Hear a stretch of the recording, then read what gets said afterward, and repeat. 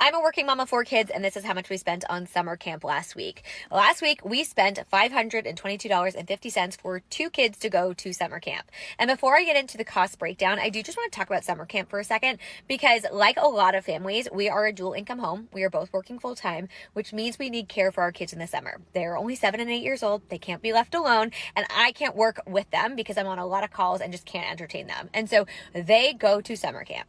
When I say summer camp, I am not talking about sleepaway camp. I am talking about like the rec department, the YMCA, a day camp. And day camps are typically a necessity for a lot of working families. It's either that or a summer nanny, which can get quite expensive. And it's typically actually more expensive to have a nanny than it is to send kids to summer camp. And so we send our kids to a rec camp typically. The most expensive camp during the summer that we send them to is $385 a week. That is the camp we sent them to last week, but it was a little bit cheaper because for some reason they didn't open until Wednesday. It was the first official week of summer. They had to like change over for the school year. And so camp was Wednesday, Thursday, Friday, and that was $275 per kid. And then we got a 10% discount off of one kid. So totaling $522.50.